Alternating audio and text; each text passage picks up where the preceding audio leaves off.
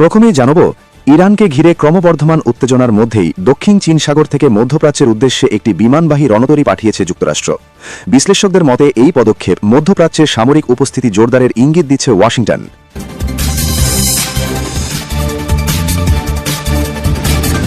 এরপর জানাব, সাময়িক বন্ধ থাকার পর আকাশসীমা খুলে দেওয়ার ঘোষণা দিয়েছে ইরান। মানবিক সহায়তা ও জরুরি পরিস্থিতি বিবেচনায় এই সিদ্ধান্ত নেওয়া হয়েছে বলে তেহরানের পক্ষ থেকে জানানো হয়েছে।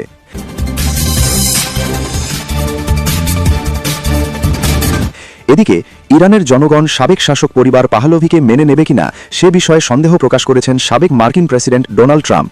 তার এই মন্তব্য নিয়ে তেহরানে নতুন করে আলোচনা শুরু হয়েছে।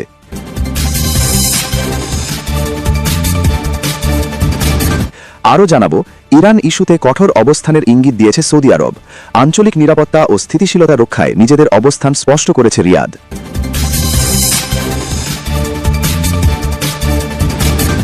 আরও থাকছে, 1 মিনিটেরও কম সময়ের মধ্যে ঘটে যাওয়া এক ভয়াবহ দুর্ঘটনায় নিহতের সংখ্যা বেড়ে দাঁড়িয়েছে 32-এ। ঘটনায় ব্যাপক ক্ষয়ক্ষতির আশঙ্কা করা হচ্ছে।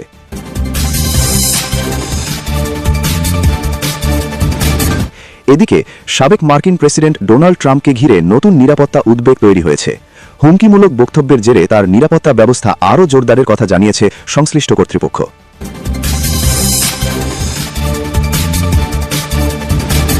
সবশেষে জানাব, সূর্যাস্তের পরপরই পবিত্র মিরাজুন নবীর শ্রমণে বিশেষ প্রার্থনায় অংশ নেবেন সংযুক্ত আরব আমিরাতের মুসলিমরা। দেশজুড়ে ধর্মীয় ভাবগাম্ভীর্যের মধ্য দিয়ে পালিত হবে এই পবিত্র রাত। এই ছিল আজকের আন্তর্জাতিক অঙ্গনের সবচেয়ে গুরুত্বপূর্ণ ও আলোচিত শিরোনামগুলো। কিছুক্ষণের মধ্যেই ফিরছি বিস্তারিত সংবাদ নিয়ে। তার আগে অনুরোধ রইল, প্রতিদিনের আপডেট সংবাদ সবার আগে পেতে ভিডিওতে একটি লাইক দিন এবং চ্যানেলটি সাবস্ক্রাইব করুন। আপনি যদি হযরত মুহাম্মদ সাল্লাল্লাহু আলাইহি ওয়াসাল্লামকে ভালোবাসেন, কমেন্টে লিখুন আই লাভ মুহাম্মদ সাল্লাল্লাহু আলাইহি ওয়াসাল্লাম। আর আপনি যদি ইরানকে ভালোবাসেন, কমেন্টে লিখুন আই লাভ ইরান। আপনার মূল্যবান মতামত কমেন্ট বক্সে জানাতে ভুলবেন না।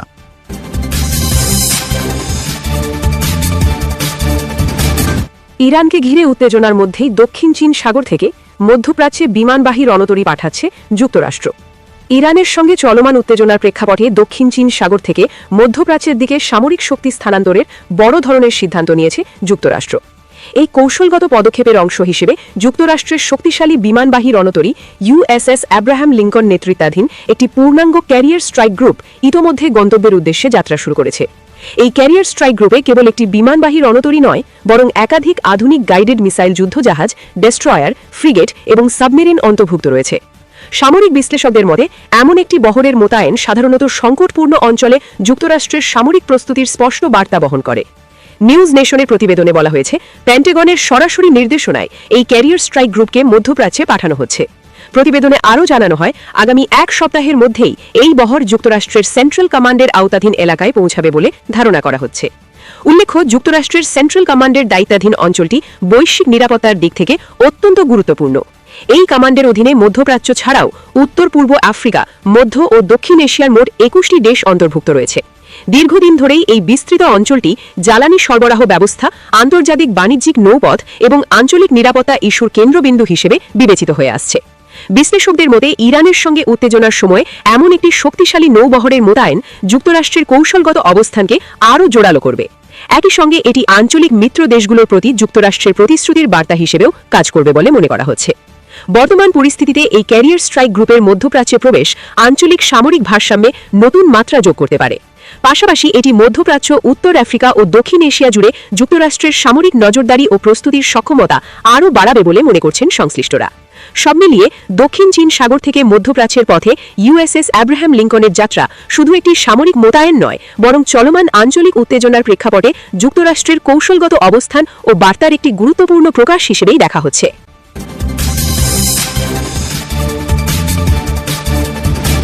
আকাশসীমা খুলে দিল ইরান। সাময়িক বন্ধ রাখার পর আবারও আকাশসীমা খুলে দিয়েছে ইরান। ফ্লাইট ট্র্যাকিং তথ্য অনুযায়ী এখন বিমানগুলোকে তেহরানের দিকে প্রবেশ করতে দেখা যাচ্ছে। খবর টিআরটি ওয়ার্ল্ডের। অনলাইন ফ্লাইট ট্র্যাকিং সেবা ফ্লাইট রাডার 24 বৃহস্পতিবার নিশ্চিত করেছে ইরানের আকাশসীমায় চলাচলে নিষেধাজ্ঞা সংক্রান্ত নোটামের মেয়াদ শেষ হয়েছে এবং একাধিক বিমান দেশটির আকাশসীমায় প্রবেশ করেছে। নিরাপত্তাজনিত কারণ দেখিয়ে ইরান সাময়িকভাবে আন্তর্জাতিক বেসামরিক ফ্লাইট ছাড়া সব ধরনের বিমান চলাচল বন্ধ রেখেছিল। শুধু অনুমোদিত আন্তর্জাতিক আগমন ও প্রস্থান ফ্লাইটকে চলাচলের অনুমতি দেওয়া হয়েছিল। প্রাথমিক ঘোষণায় জানানো জানানো হয়েছিল 15 জানুয়ারি পর্যন্ত তেহরানের আকাশসীমা বন্ধ থাকবে এবং কেবল বেসামরিক কর্তৃপক্ষের পূর্বানুমতি পাওয়া নির্দিষ্ট ফ্লাইটই চলাচল করতে পারবে। ইরানের অভ্যন্তরীণ ও আঞ্চলিক ক্রমবর্ধমান উত্তেজনার মধ্যেই এই সিদ্ধান্ত আসে। বর্তমানে দেশটিতে সরকার বিরোধী বিক্ষোভ চলছে এবং এ নিয়ে আন্তর্জাতিক মহলে ব্যাপক সমালোচনা সৃষ্টি হয়েছে। এদিকে মার্কিন প্রেসিডেন্ট ডোনাল্ড ট্রাম্প জানিয়েছেন ইরানে বিক্ষোভকারীদের মৃত্যুদণ্ড কার্যকর করা স্থগিত রাখা হচ্ছে বলে তাকে অবহিত করা হয়েছে। তবে তিনি সতর্ক করে বলেছেন ওয়াশিংটন পরিস্থিতির উপর কড়া নজর রাখছে। বিক্ষোভকারীদের প্রতি বারবার সমর্থন জানিয়ে ট্রাম্প আরও বলেন মৃত্যুদণ্ড কার্যকর করা হলে যুক্তরাষ্ট্র খুব কঠোর ব্যবস্থা নিতে পারে। এছাড়া G7-এর সদস্য দেশগুলোর পররাষ্ট্রমন্ত্রীরাও বিক্ষোভকারীদের ওপর ইচ্ছাকৃতভাবে সহিংসতার নিন্দা জানিয়েছেন। তারা ইরান সরকারকে সংযম প্রদর্শন করা এবং মানবাধিকারের প্রতি শ্রদ্ধাশীল হওয়ার আহ্বান জানিয়েছেন এবং প্রয়োজনে অতিরিক্ত ব্যবস্থা নেওয়ার হুঁশিয়ারি দিয়েছেন। অন্যদিকে ইরানি অফিসাররা এই বিক্ষোভ ও অস্থিরতার পিছনে যুক্তরাষ্ট্র ও ইসরায়েলের মদদ রয়েছে বলে অভিযোগ করেছেন, তবে পশ্চিমা দেশগুলো এই অভিযোগ অস্বীকার করেছে। বিক্ষোভ নিয়ে ইরান সরকার এখনও পর্যন্ত কোনো সরকারি হতাহতের সংখ্যা প্রকাশ করেনি, তবে মানবাধিকার সংস্থাগুলোর দাবি ডিসেম্বরের শেষ দিকে বিক্ষোভ শুরু হওয়ার পর থেকে এ পর্যন্ত কয়েক হাজার মানুষ নিহত ও আহত হয়েছেন।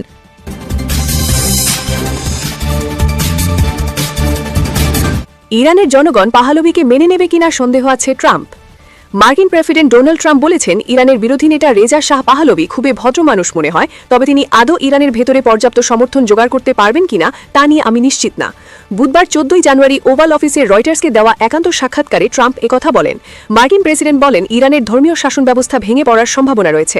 একই সঙ্গে তিনি ইউক্রেন যুদ্ধ নিয়ে রাশিয়ার সঙ্গে আলোচনায় অচলাবস্থার জন্য ইউক্রেনের প্রেসিডেন্ট ভলোদিমির জেলেন্সকিকে দায়ী করেন এবং ফেডারেল রিজার্ভ চেয়ারম্যান জেরোম পাওয়েলকে নিয়ে বিচার বিভাগের তদন্তে রিপাবলিকানদের সমালোচনা উড়িয়ে দেন। ইরানে চলমান বিক্ষোভের সহিংস দমনপীড়নের ঘটনায় হাজারো মানুষের মৃত্যুর খবরের প্রেক্ষাপটে ট্রাম্প আগেও আন্দোলনকারীদের পক্ষে হস্তক্ষেপের হুমকি দিয়েছেন।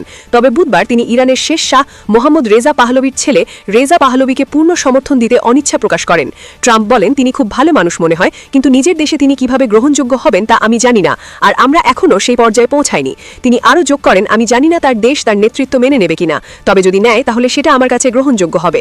এর আগে গত সপ্তাহে ট্রাম্প জানিয়েছিলেন রেজা পাহলভির সঙ্গে সাক্ষাৎ করার কোনো পরিকল্পনা তার নেই।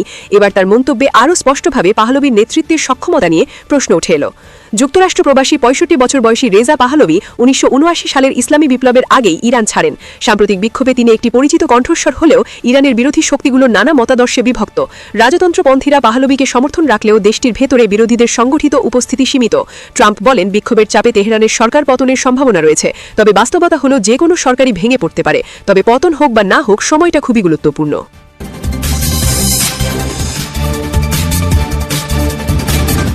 ইরানের পক্ষে কঠোর অবস্থান সৌদি আরবের। যুক্তরাষ্ট্রের সম্ভাব্য সামরিক অভিযানের আশঙ্কার মধ্যে সৌদি আরব ইরানের পক্ষে স্পষ্ট অবস্থান নিয়েছে। রিয়াদ জানিয়েছে ইরানের বিরুদ্ধে কোনো হামলায় তারা নিজেদের আকাশসীমা বা ভূখণ্ড ব্যবহারের অনুমতি দেবে না। বুধবার 14 জানুয়ারি সৌদি সরকারের ঘনিষ্ঠ দুটি সূত্র এই তথ্য নিশ্চিত করেছে। সংবাদ সংস্থা AFP সূত্রে ডেইলি সাবা এই খবর প্রকাশ করেছে। সূত্রগুলোর মতে যুক্তরাষ্ট্র ইরানে চলমান সরকার বিরোধী বিক্ষোভ দমনে তেহরানের কঠোর অভিযানের প্রতিক্রিয়ায় সামরিক পদক্ষেপ নিতে পারে এমন সতর্কতা দেওয়ার পরই সৌদি আরব এই বার্তায় ইরানকে পৌঁছে দেয়। এদিকে ইরানও কড়া ভাষায় প্রতিক্রিয়া জানিয়েছে। তেহরান বলেছে তাদের বিরুদ্ধে নতুন কোনো হামলা হলে তারা যুক্তরাষ্ট্রের সামরিক ও নৌ সম্পদের ওপর পাল্টা আঘাত হানবে। সৌদি সামরিক বাহিনীর ঘনিষ্ঠ একটি সূত্র জানিয়েছে সৌদি আরব সরাসরি ইরানকে জানিয়ে দিয়েছে যে তারা কোনো সামরিক অভিযানের অংশ হবে না। একই সঙ্গে সৌদি ভূখণ্ড বা আকাশসীমা ব্যবহার করে কোনো ধরনের হামলা চালানোর অনুমতিও দেওয়া হবে না। সরকারের ঘনিষ্ঠ আরেকটি সূত্র নিশ্চিত করেছে যে এই বার্তা আনুষ্ঠানিকভাবে ইরানের কাছে পৌঁছে দেওয়া হয়েছে। উল্লেখ্য সৌদি আরব সহ মধ্যপ্রাচ্যের বিভিন্ন দেশে যুক্তরাষ্ট্রের সামরিক উপস্থিতি রয়েছে। এই কারণে সৌদি আরবের অবস্থানকে আঞ্চলিক রাজনীতিতে গুরুত্বপূর্ণ বলে মনে করছেন বিশ্লেষকরা। বিশেষজ্ঞদের মতে সাম্প্রতিক সময়ে ইরান ও সৌদি আরবের সম্পর্ক উন্নয়নের ধারাবাহিকতায় এই অবস্থান নেওয়া হয়েছে। একই সঙ্গে এটি মধ্যপ্রাচ্যে বড় ধরনের সামরিক সংঘাত এড়ানোর একটি কৌশল হিসেবেও দেখা হচ্ছে। সূত্র ডেইলি সাবা।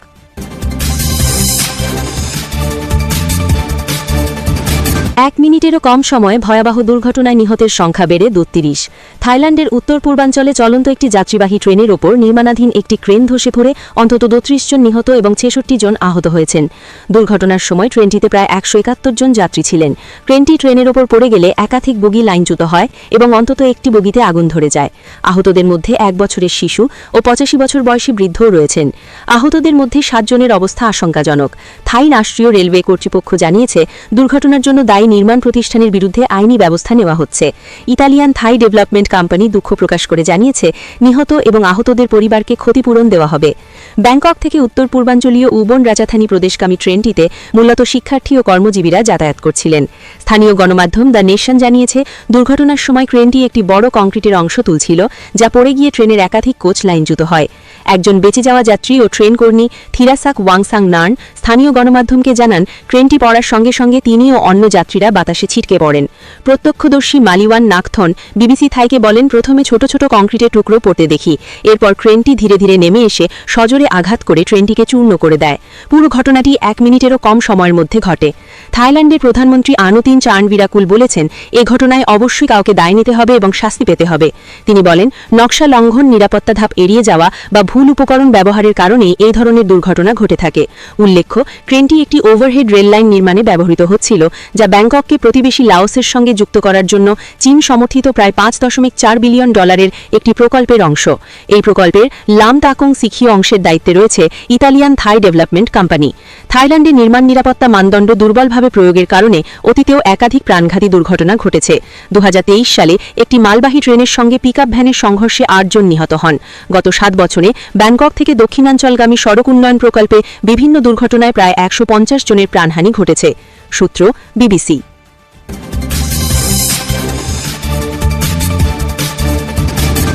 গুলি এবার ফসকাবে না, ট্রাম্পকে খুনের হুমকি।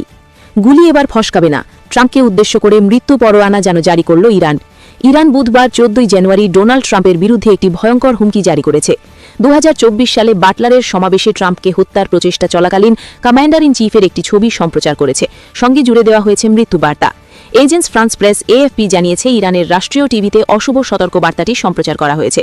এই হুমকি ট্রাম্পের বিরুদ্ধে এখনও পর্যন্ত তেহরানের সবচেয়ে প্রত্যক্ষ হুমকি বলে মনে করা হচ্ছে। ট্রাম্পের সঙ্গে ইরানের সম্পর্ক তলানিতে ঠেকেছে, তারই ফলশ্রুতিতে সরাসরি এই হুমকি। দুই দেশের মনোমালিন্য এতটাই প্রকট যে বুধবার ইরানের রাষ্ট্রীয় টেলিভিশনে ডোনাল্ড ট্রাম্পকে লক্ষ্য করে সরাসরি হুমকির বার্তা প্রচার করা হয়। সেখানে 2024 সালে ট্রাম্পের উপর হওয়া পেনসিলভেনিয়া হামলার ছবি ব্যবহার করে ক্যাপশনে লেখা হয়েছে, এবার লক্ষ্যভ্রষ্ট হবে না। 2024 সালেই ডোনাল্ড ট্রাম্পের উপর প্রাণঘাতী হামলা হয়, সেবার অল্পের জন্য প্রাণে বেঁচে যান ট্রাম্প। এর আগে ইরানের সর্বোচ্চ নেতা আয়াতুল্লাহ আলী খামেনি এবং তার ঘনিষ্ঠ কর্মকর্তারা ট্রাম্প ও ইসরায়েলি প্রধানমন্ত্রী নেতানিয়াহুকে ইরানি জনগণের মূল হত্যাকারী হিসেবে অভিহিত করেছেন। খামেনির পক্ষ থেকে অতীতেও ট্রাম্পের উপর হামলার ইঙ্গিতপূর্ণ ছবি বা ভিডিও প্রকাশ করা হয়েছিল, যা মূলত জেনারেল কাসিম সোলেমানি হত্যার প্রতিশোধ হিসেবে দেখা হয়।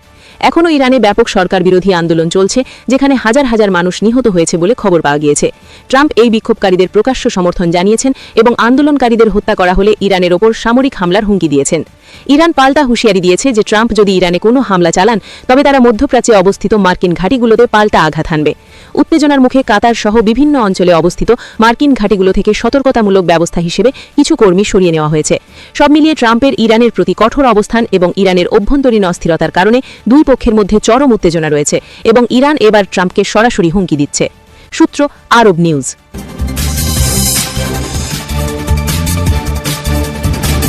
সূর্যাস্তের পরপরই পবিত্র মিরাজুন নবীর প্রার্থনায় ব্রত হবেন আমিরাতি মুসলিমরা। মধ্যপ্রাচ্যের মুসলিম অধ্যুষিত রাষ্ট্র সংযুক্ত আরব আমিরাতে আজ বৃহস্পতিবার 15 জানুয়ারি দিবাগত রাতে যথাযোগ্য মর্যাদা ও ধর্মীয় ভাবগাম্ভীর্যের মাধ্যমে পবিত্র মিরাজুন নবী সাল্লাল্লাহু আলাইহি ওয়াসাল্লাম লাইলাতুল মিরাজুন নবী উদযাপিত হবে। আজ সূর্যাস্তের পরপরই ধর্মীয় ভাবগাম্ভীর্যের মাধ্যমে পবিত্র মিরাজুন নবী সাল্লাল্লাহু আলাইহি ওয়াসাল্লাম পালন করবেন আমিরাতের মুসলিমরা। এ পবিত্র রজনী পালন চলবে আগামীকাল শুক্রবার 16 জানুয়ারি সূর্যোদয়ের আগ পর্যন্ত। পবিত্র এই রজনীতে বিশ্বের অন্যান্য দেশের মতো আমিরাতের ধর্মপ্রাণ মুসলমানরাও পুণ্য লাভের আশায় মিলাদ মাহফিল, নফল নামাজ আদায়, জিকির, কোরআন তেলাওয়াত সহ ইবাদত বন্দেগীতে মশগুল থাকেন। মুসলমানরা প্রতি বছর আরবি রজব মাসের 27 তারিখে পবিত্র মিরাজুন নবী সাল্লাল্লাহু আলাইহি ওয়াসাল্লাম উদযাপন করেন। এ রাতে হযরত মুহাম্মদ সাল্লাল্লাহু আলাইহি ওয়াসাল্লাম আল্লাহর সান্নিধ্য লাভ করেন। উল্লেখ্য, মুসলমানদের কেউ কেউ আল্লাহর নৈকট্য লাভের জন্য এ দিন উপলক্ষে নফল নামাজ আদায় করে ও রোজা পালন করে থাকেন। প্রথমেই জানাব, ইরানকে ঘিরে ক্রমবর্ধমান উত্তেজনার মধ্যেই দক্ষিণ চীন সাগর থেকে মধ্যপ্রাচ্যের উদ্দেশ্যে একটি বিমানবাহী রণতরী পাঠিয়েছে যুক্তরাষ্ট্র। বিশ্লেষকদের মতে এই পদক্ষেপ মধ্যপ্রাচ্যে সামরিক উপস্থিতি জোরদারের ইঙ্গিত দিচ্ছে ওয়াশিংটন।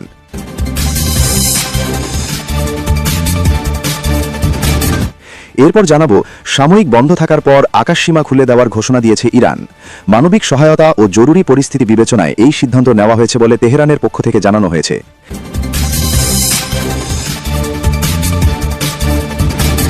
এদিকে ইরানের জনগণ সাবেক শাসক পরিবার পাহলভিকে মেনে নেবে কিনা সে বিষয়ে সন্দেহ প্রকাশ করেছেন সাবেক মার্কিন প্রেসিডেন্ট ডোনাল্ড ট্রাম্প। তার এই মন্তব্য নিয়ে তেহরানে নতুন করে আলোচনা শুরু হয়েছে।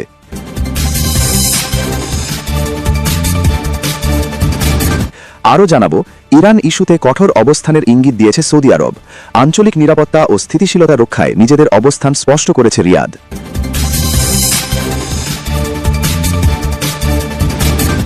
আরও থাকছে, 1 মিনিটেরও কম সময়ের মধ্যে ঘটে যাওয়া এক ভয়াবহ দুর্ঘটনায় নিহতের সংখ্যা বেড়ে দাঁড়িয়েছে 32-এ।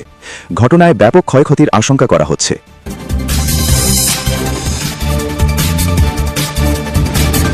এদিকে সাবেক মার্কিন প্রেসিডেন্ট ডোনাল্ড ট্রাম্পকে ঘিরে নতুন নিরাপত্তা উদ্বেগ তৈরি হয়েছে। হুমকিমূলক বক্তব্যের জেরে তার নিরাপত্তা ব্যবস্থা আরও জোরদারের কথা জানিয়েছে সংশ্লিষ্ট কর্তৃপক্ষ।